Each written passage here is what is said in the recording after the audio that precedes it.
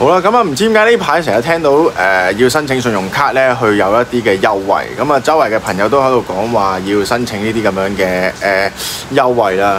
咁但係喺我一諗話申請信用卡嗰陣時咧，我就醒起咧，其實呢一度咧係有一個問題嘅，就係呢個 credit score 啊。咁究竟個 credit score 係點樣影響到呢一度嘅生活嘅咧？咁做咗一啲 research 之後咧，先發現原來呢個 credit score 咧，其實都係一個幾大嘅學問嚟嘅。咁我希望就呢一個就有少少嘅資訊啦。但係如果你覺得係唔啱嘅話，其實都歡迎咧係大家去做一個 double confirm， 因為而家呢個 AI 嘅世代咧，真係好方便可以揾到任何嘅資訊。你問下國又得。咁因為我哋而家其實喺咁因為而家呢個 AI 嘅時代啦，其實你有呢個資訊咧係好方便啦。咁當然都有啲係唔啱嘅資訊啦，咁就要更加要 fact check。我自己咧就偏向會係可能而家其實我用開係有3個 AI 嘅，即係3個 Apps。簡單嚟講就係一個 ChatGPT 啦，一個 Grok 啦，一個咧就係 Gemini 啦。咁我會偏向用 Grok 多啲嘅，跟住就用 Gemini， 可能會有一啲 graphic 上嘅嘢，我就會用 Gemini 咯。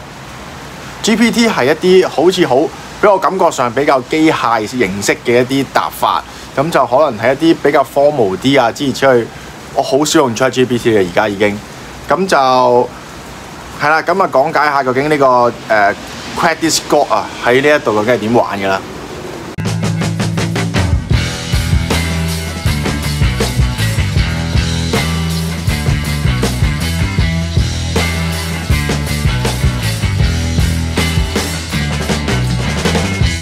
好，呢條片咧，首先要熱烈恭賀咧，我老婆咧考咗呢個車牌，係炒咗呢個車牌啦。咁就考完呢個車牌之後咧，我第一件事就諗到咧，我朝頭早或者我放學咧都唔使去再送呢個仔返學啦，或者放學啦。咁我覺得係放低咗一個重擔啊，基本上一個放低個重擔，係啦。咁就開始咁就開始呢條片啦。今次呢條片咧，主要就會講下呢個 credit score 啊。究竟喺加拿大呢個 credit score 咧，究竟係點樣計法、點樣玩法㗎啦？其實我個 credit score 係點樣可以攞到多啲分咧，或者係究竟做啲乜嘢嘢會扣分咧？咁我就所以咧就上網揾咗一啲資料啦，咁就去講下嘅。咁啊冇咩片拍就拍下呢一啲嘢啦。OK， 咁首先講下啦，其實申請信用卡係會唔會扣個 credit score 嘅咧？咁其實咧係會嘅，而且咧係每一次申請信用卡咧，佢都一定會係做一個叫做 hard inquiry 嘅，即係佢係唔係都要申請要 check 一 check 你嗰個 credit 啦。佢每逢一 check 你個 credit 嘅話咧，佢就會扣3至到10分嘅。而呢一個分數咧係 depends on 原本你嘅分數有幾低，即係。有假設咧，譬如你原本係900分咧，咁可能佢就會扣少啲。但係如果你係低分嘅話，而你要再 check 嘅話咧，咁就會再扣多啲。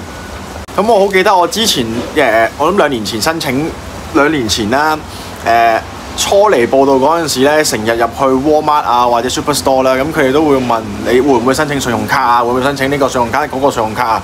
咁嗰陣時咧係我哋係未揾到工㗎嘛，或者嗰份工係比較渣啲啦。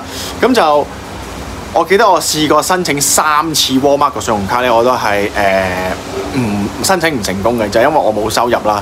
咁但係嗰陣時以為申請唔成功就算啦，點不知有一日咧就去銀行嗰度咧 check 數嗰陣時，佢就突然間同我講：喂，你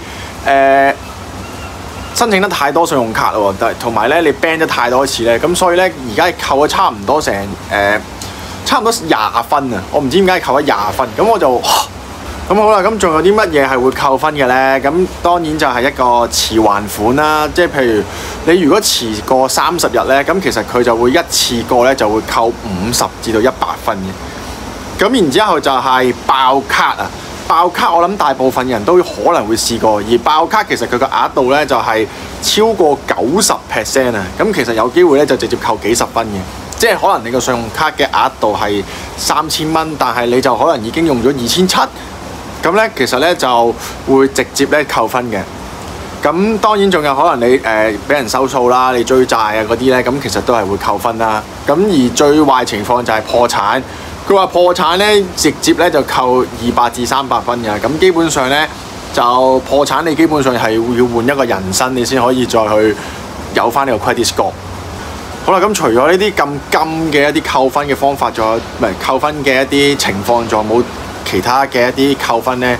原來咧，你如果開好多嘅新 account 啦，即係譬如你喺 TD 又開一個，可能你喺 CIBC 又開一個，可能 BMO 又開一個，其實你開咁多個銀行戶口咧，銀行會有機會覺得你係好缺錢，所以你嘅 credit score 都係會扣分嘅。而且一啲申請一啲新嘅信用卡啦，頭先講咗啦，佢都係會做一個 hard enquiry 咧，佢亦都係會扣分嘅。而有一樣嘢可能大家都未必知道嘅咧，就係原來咧你用同一張信用卡用得太多嘅話咧，佢都係有機會扣分嘅。咁呢一樣嘢就係一個叫做 credit utilization 啊。咁佢講到明咧，就其實唔係50%，唔係90%，唔係50%，其實係你用張卡嘅30%。即係話，如果你嘅credit 嘅 limit 係1000蚊嘅話咧，你淨係用300蚊。咁如果你 keep 住用300蚊咧，咁就係最 perfect 嘅。佢呢度有個 ranking 啦。如果你張卡嘅 utilization 咧係低過10% 嘅話咧，咁其實咧你嘅分數會好高係咁升啦。咁而10至到30% 咧，其實都係算非常之好嘅。但係如果你超過30% 嘅話咧，佢開始會有少少嘅扣分。而去到50至到70% 咧，基本上咧就會再扣多啲。而70去到90，再超過90嘅話咧，其實就會係一個比較大嘅扣分位置嘅。咁都係 depends on 你原本個 credit 有幾多。好啦，咁講完扣分咧，咁就講加分啦。咁究竟點樣可以加分咧？咁當然啦，就一定係唔可以爭錢啦，每個月都要還清嗰個款項，即係唔好成日用免 pay 啊。每個月最好就即刻還晒佢，然之後就盡量好似頭先所講啦，將張卡嘅使用率咧係低過30%，咁就可以令到佢好快咁樣加分啦。然之後就盡量都係 keep 卡啦，即係唔係話叫你申請好多，但係如果你有申請一啲卡嘅話，就盡量唔好剪卡，唔好 cut 卡，即係 keep 住用嘅話咧，其實咧你嘅 credit score 都會係慢慢咁 build up 嘅。好啦，咁究竟但係我哋點樣先可以令到我哋嘅使用率咧係低過30% 咧？其實就係有一個比較簡單嘅方法，就係即刻打電話去銀行去提高我哋嘅 credit limit。即係譬如原本你張信用卡可能係3000蚊嘅，咁你就可以打電話去申請，究竟可唔可以 upgrade 到6000蚊啊？咁其實你可能每個月都淨係用緊1000或者係2000蚊嘅 credit， 咁你如果升到6000嘅話，咁咪啱啱好係20-30% 咯。咁同埋咧就一定係要還清晒所有款項啦，即係你嗰啲欠款咧就盡量就全部一次過都係還晒，就千祈唔好有一啲累積嘅 payment 咧係會accumulate 落去嘅。咁而且咧佢呢度都有講過話可以免費申請一啲信用報告嘅，咁但係我唔知呢一啲會唔會有一啲enquiry 又會扣 credit 啦，咁我未試過嘅。咁順帶一提咧，其實以前可能租屋咧，咁佢都會有要求我哋係俾一個 credit score 去某一啲網站度申請呢啲 credit score 嘅。咁嗰陣時呢啲 enquiry 咧，其實都係會扣分。咁但係冇計，原來即係可能租屋佢要求 check 下你嘅 credit score 係幾多，就會有咁嘅影響。咁所以下一 part 咧就會講究竟 credit score 係點樣影響到加拿大呢一度嘅一啲對於我哋生活息息相關嘅嘢。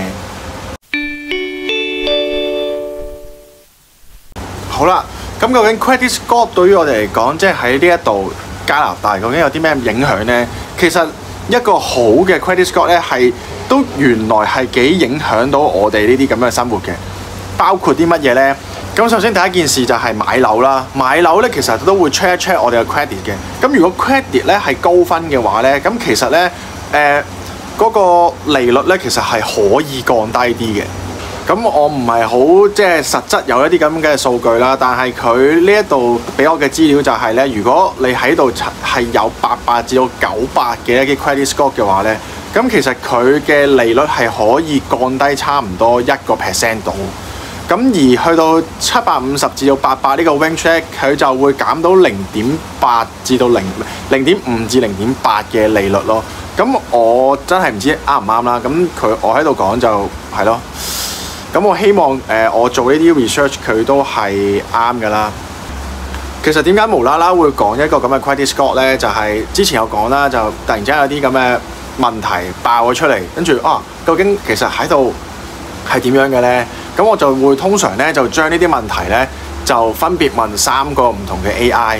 咁我哋喺加拿大有個好處嘅就係我哋唔需要 VPN 或者係點樣先可以用到一啲咁樣嘅資料即係搜尋資料啦。可能好似大家以前係用 Google Map 咁樣，咁我就會將呢個問題就貼去 Gemini 啊、ChatGPT 啊同埋 Grok 啦。咁其實我就會叫佢 summarize 呢3樣嘢，咁然之後就會得出咁樣呢啲咁嘅結論啦。咁一個資訊咁發達嘅年代，其實大家係要善用呢啲咁樣嘅善用又好，利用又好，點樣都係要學識去點樣去揾資料。而係啦，咁啊呢篇文就係咁樣嚟㗎啦。好啦，咁啊除咗係房貸呢啲咁樣啦，咁其實咧買車其實都會關事嘅。咁可能你買車嗰陣時咧個利率咧都係有得減嘅。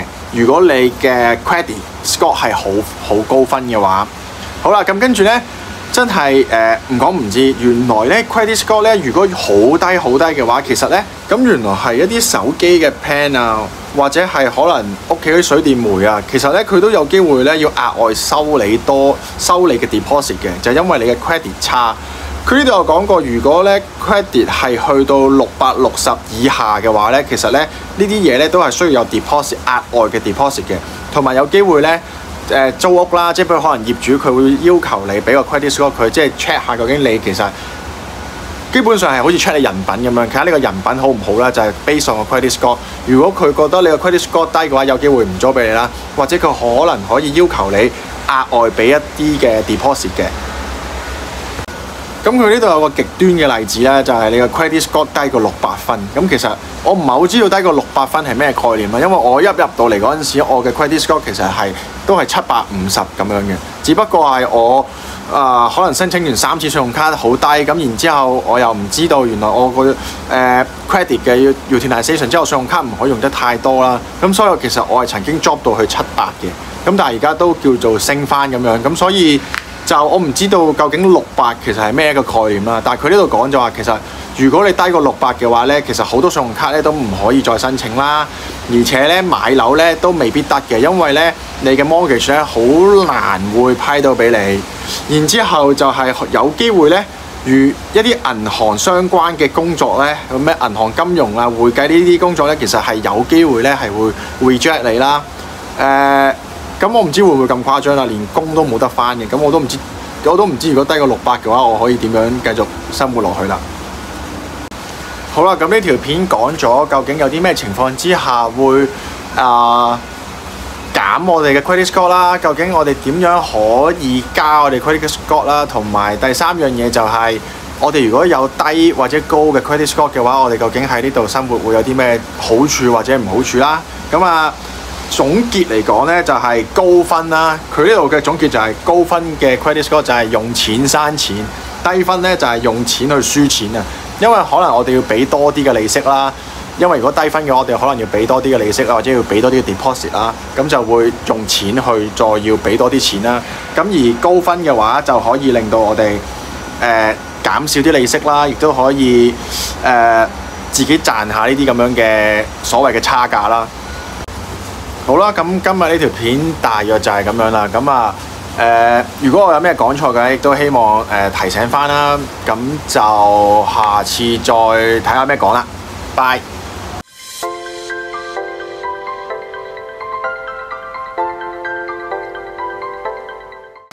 好啦，最後咧就係原來佢咧會有2條嘅 rules 咧，就係 for 呢個嘅 hard enquiry 嘅。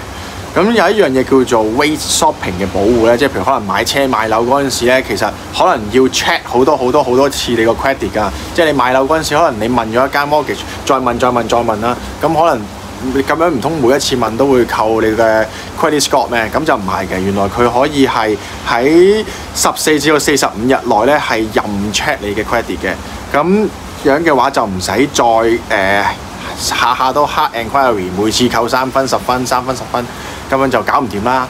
咁第二樣嘢咧就係佢都講話 hard enquiry 咧最好一年咧係少過4次，如果多過6次嘅話咧，佢就話會係插水式咁樣跌，即係話可能你一年內唔好申請多過4張信用卡啦，或者你唔好申請一啲貸款啦，或者你嘅手機續約 plan 唔好太多次啦，然之後就譬如你唔可以申請關窿啊，諸如此類咁樣啦，即係有好多 hard enquiry 嘅一啲嘅情況，你就盡量一年內 limit 咗佢係4次，千祈唔好多過6次，咁就係咁啦。如果唔係佢就會覺得銀行點解下下都要 check 你盤數咧？銀行唔知噶嘛，咁下下都 check 盤數，下下都 check 條數，佢就會覺得你可能係冇乜咁多錢，所以先要係咁 check，就係咁樣咯。咁就係咁啦。